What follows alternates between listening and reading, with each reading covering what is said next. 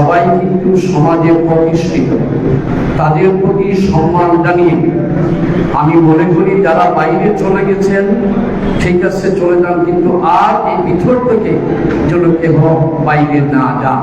যদি সত্যিকার অর্থে আপনারা এখানের আলোচকদের বক্তব্য শোনার জন্য আসেন বা কিছু দুই একটা কথা শোনার জন্য আসেন, তাহলে আপনারা যাবেন। আজকের এই ব্যতিক্রমী ধর্মীয় অনুষ্ঠান আয়োজন করেছে দি ন্যাশনালিস্ট সার্কেল। তাদের এই সময়োপযোগী আয়োজনের জন্য আয়োজকদের সকলকে আমি ধন্যবাদ জানাচ্ছি। নবজাগরণ শব্দ কিন্তু ছোট, নবজাগরণ, কিন্তু এটা বিশ্লেষণ, এটার পরিধি বিশাল এবং এই শব্দটি এবং ব্যবহার কারণ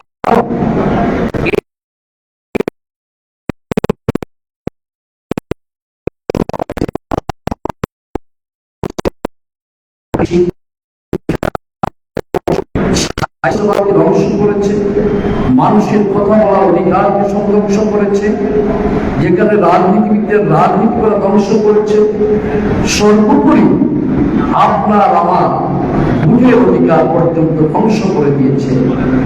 এই ধ্বংসস্তূপ থেকে আমরা যদি এগিয়ে যেতে হয় তাহলে নবজাগরণের প্রয়োজন আছে, জাতীয়তাবাদের প্রয়োজন আছে। What is the nationalism? জাতীয়তাবাদ কি? জাতীয়তাবাদ হচ্ছে একটি আদর্শ, একটি অনুভূতি, যেখানে একটি নির্দিষ্ট অঞ্চলে, যেখানে একটি নির্দিষ্ট জাতি গোষ্ঠী নিজেদের মধ্যে ঐক্য, সংহতি এবং দেশপ্রেম, এটা হচ্ছে জাতীয়তাবাদ। যেখানে একটি নির্দিষ্ট অঞ্চলের একই জাতি হিসাবে বিবেচনা করা, নিজেদের সংস্কৃতি, ইতিহাস, ভাষা, ঐতিহ্যের প্রতি গর্ববোধ করে।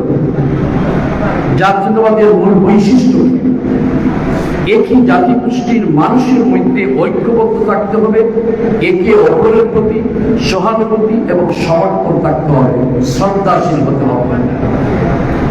আজকে এই যে কথাগুলো, এগুলা কিন্তু আমাদের পার্টির প্রতিষ্ঠাতা মহান স্বাধীনতার বিষয়। এজন্যই কিন্তু বাংলাদেশি অর্থাৎ জাতীয়তাবাদ একটা শব্দ, আর বাংলাদেশি অর্থাৎ বাংলাদেশি জাতীয়তাবাদ, যেখানে সকল গোত্রের মানুষ একত্রিত হয়ে থাকবে, সেজন্যই বাংলাদেশি জাতীয়তাবাদ দিয়েছিলেন আমাদের করে। আমরা কিন্তু বিগত যে এই 16টি বছর এই যে এখানে 4-5টা শব্দ জাতীয়তাবাদের, আমরা কি ওই ফ্যাসিস্ট সরকারের আমলে আমরা পেয়েছি? আমরা এইগুলো একটু পাইনি, সবগুলি কিন্তু এই বিগত সরকার একদম নির্বিশেষে শেষ করে দিয়েছিল।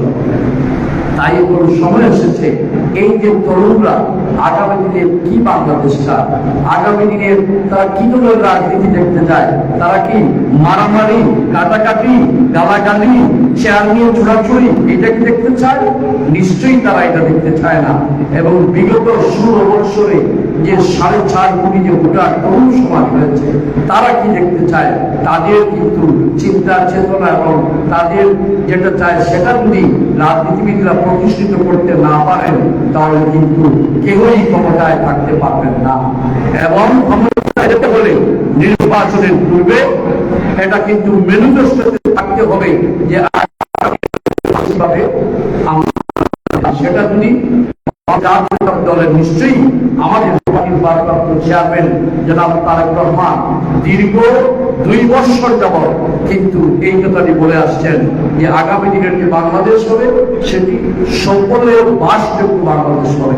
আর সকলের বাসযোগ্য বাংলাদেশ হতে হলে সেই জাতীয়তাবাদের কথা আসবে, বাংলাদেশি জাতীয়তাবাদের কথা আসবে, আমাদের সংস্কৃতি, ঐক্য এবং একে অন্যের প্রতি শ্রদ্ধাশীল, সহানুভূতি, সহমর্মিতা সবকিছু ঠিক যদি ঠিক থাকে, তাহলে কিন্তু সত্যিকার করতে কিন্তু একটি বাংলাদেশ গঠন করা যাবে।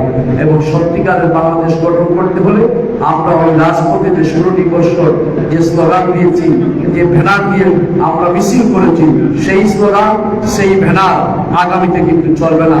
আগামীতে তথ্য প্রযুক্তি, মেধাভিত্তিক এবং সামাজিক যোগাযোগ মাধ্যমের রাজনীতি প্রতিষ্ঠিত হবে। এবং সেই রাজনীতি প্রতিষ্ঠিত হলে এখনকার তরুণ প্রজন্ম যারা আছে এবং বিশেষ করে যারা বাংলাদেশি জাতীয়তাবাদী এবং জাতীয়তাবাদী বিশ্বাসী, তারা কিন্তু ওই প্ল্যাটফর্মে আসতে হবে, যে প্ল্যাটফর্মটি হবে ঐক্য এবং বিশেষ করে যে একে অন্যের প্রতি যে শ্রদ্ধাশীল, সহানুভূতি। এবং এই যে গতকালকে আমরা একটা জিনিস দেখলাম যে কি নির্মমভাবে চাপাতি দিয়ে মানুষকে খুন করছে, এই ধরনের কি বাংলাদেশ আমরা চাই? নিশ্চয়ই আমরা এই ধরনের বাংলাদেশ চাই না। আর এই ধরনের বাংলাদেশ যদি আমরা না চাই, তাহলে কিন্তু আমরা সবাই ঐক্যবদ্ধ হবে সেই কথাগুলো, জাতীয়তাবাদ যে কথা, সেই কথাতে আমরা কিন্তু আসতে হবে। নতুবা কিন্তু ওই ফ্যাসিস্টের যে দূষণরা আছে, আপনি খোঁজ নিয়ে দেখেন গতদিন যে ঘটনা ঘটেছে গাজীপুরে, সেই কিন্তু ফ্যাসিস্টের দূষণরাই কিন্তু সেখানে জড়িত আছে। এর পূর্বে যে আরেকটি ঢাকা পুরান ঢাকায় যে ঘটনা ঘটেছিল, সেখানেও কিন্তু এই ফ্যাসিস্টের দ্বীপের দূষণরা আছে। এই জন্য আমরা এটা থেকে উত্তরণ হলে আমাদেরকে 5 কোটি তরুণ ভোটার যারা আছে, তাদের মনোভাব, তাদের চিন্তা চেতনা, তাদের তারা যদি চায়, সেটা যদি আমরা বাস্তবায়িত করতে পারি এবং সেটা যদি বাংলাদেশ জাতীয়তাবাদী দল আগামী নির্বাচনে এই তরুণ প্রজন্মের আগামী দিনের ভবিষ্যৎ কি, সেটা যদি আমরা তাদেরকে বুঝিয়ে দিতে পারে যে বিএনপি যদি ক্ষমতায় আসে, তাহলে তরুণ প্রজন্মের জন্য এটা করবে। এবং আজকের ইয়াসুর খান যে প্রথমে একটি বক্তব্য দিয়েছে যে বিএনপি ক্ষমতায় আসলে যে 3 বছরের মধ্যে 1.50 কোটি কর্মসংস্থান করবে। সেটা হচ্ছে যে বিগত যে সরকার ছিল, সেই সরকার কর্মসংস্থান ছিল শুধু যুবলীগ, ছাত্রলীগ, স্বেচ্ছাসেবক লীগ। সেখানে বাংলাদেশের জনগণের কোনো কর্মসংস্থান ছিল না। আর বিএনপি করবে জনগণের কর্মসংস্থান, এবং জনগণের কর্মসংস্থান যেখানে চেয়ারম্যান দীর্ঘ 17 বছর একটি ডেমোক্রেসি কান্ট্রিতে থেকেছেন, উনি সেখান থেকে দেখেছেন কিভাবে কর্মসংস্থান দেওয়া হয়, কিভাবে বয়স্ক ভাতা দেওয়া হয়, কিভাবে বিধবা ভাতা দেওয়া হয়, কিভাবে ওই যুব উন্নয়ন প্রশিক্ষণের মাধ্যমে যারা ওই লেভেল দিতে পারে না, যারা ওই সেকেন্ডারি স্কুল পাস করার পরে কিভাবে ওই বিভিন্ন পন্থায় তারা কিন্তু ওই গাড়ি মেকানিক্স বলেন, আর ইলেকট্রিক্যাল ইঞ্জিনিয়ার বলেন, আর আপনার ওই এসি ইঞ্জিনিয়ার বলেন, যা কিছু কিন্তু ওইগুলো কিন্তু ওইভাবে হয়। সেক্ষেত্রে উনি যুব উন্নয়ন প্রশিক্ষণকে ওটাকে সচল করবেন, যেটা বিগত দিন তারা যুবলীগের উন্নয়ন প্রশিক্ষণ কেন্দ্র করেছিল। আর সেটা হবে বাংলাদেশের যুব উন্নয়ন প্রশিক্ষণ। আমাদের বাংলাদেশ জাতীয়তাবাদী দল ক্ষমতায় আসে, সেটা কিন্তু তারা গ্রহণ করবেন। এই জন্যই বলেছেন যুব উন্নয়ন প্রশিক্ষণের মাধ্যমে এবং কর্মসংস্থান যেটা হবে, সেটা হবে জনগণের কর্মসংস্থান। এই জন্যই আমরা বাংলাদেশ জাতীয়তাবাদী দলের ভারপ্রাপ্ত চেয়ারম্যানের উপরে আমরা আশা রাখতে পারি যে উনি যে কথাটি বলেছেন, ওনার 31 দফার কর্মসূচিটা বলেছেন, সেটা অবশ্যই পর্যায়ক্রমে বাস্তবায়িত হবে। তাই আবারও আমি একই কথায় এসেছি যে জাতীয়তাবাদ আর বাংলাদেশ, অর্থাৎ শহীদ জিয়া বাংলাদেশী জাতীয়তাবাদ কিন্তু সেই সময় সৃষ্টি করেছিলেন যে উনি এই যে কথাটা, এই কথাগুলো এত অন্যের প্রতি সহমতি, শ্রদ্ধাশীল এবং এই যে নির্দিষ্ট অঞ্চলে রেখে জাতি হিসাবে বিবেচনা হবে এবং জাতি গোষ্ঠী মানুষের ঐক্যবদ্ধ থাকতে হবে, একে অপরের প্রতি স্মরণ রাখতে হবে, সমর্থন থাকতে হবে, দেশপ্রাণ থাকতে হবে। এখন দেশপ্রাণ বলতে কি বোঝায়? দেশপ্রাণ শুধু বললেই হবে না। দেশপ্রাণ হচ্ছে নিজেদের দেশের প্রতি গভীর অনুরাগ এবং আত্মত্যাগের মনোভাব পোষণ করতে হবে। অর্থাৎ এই যে জুলাই অগাস্টের যে আন্দোলন হলো, সেখানে আমাদের ছাত্র জনতা, শ্রমিক, বিভিন্ন শ্রেণী পেশার মানুষ, সেখানে ডাক্তার বলেন, ইঞ্জিনিয়ার বলেন, কলা কৌশলী বলেন, রিক্সা শ্রমিক বলেন, পান বিক্রেতা বলেন, চা বিক্রেতা বলেন, সিএনজি ড্রাইভার বলেন এবং বাসের ড্রাইভার, পরিবহন সেক্টর সহ সকল মানুষ কিন্তু দেশপ্রেম ছিল। সেটাই হচ্ছে আসল দেশপ্রেম। আজকে সাংস্কৃতিক পরিচয় বলতে আমরা আমাদের অতীত ঐতিহ্য, সংস্কৃতি কিন্তু আমরা লালন করতে হবে। নিজেদের ভাষা, সংস্কৃতি, ঐতিহ্য, রাজনীতি গর্ব করে এবং তা রক্ষা করার দায়িত্ব কিন্তু আমাদের। আজকে আমাদের রাজনৈতিক ঐক্য একটি স্বাধীন সার্বভৌম জাতি হিসাবে নিজেদের প্রতিষ্ঠা করার জন্য আশা আকাঙ্ক্ষা এবং আমাদের কিন্তু ঐক্য, রাজনৈতিক ঐক্য থাকতে হবে। আমি আমার বক্তব্য দীর্ঘায়িত করব না। আমি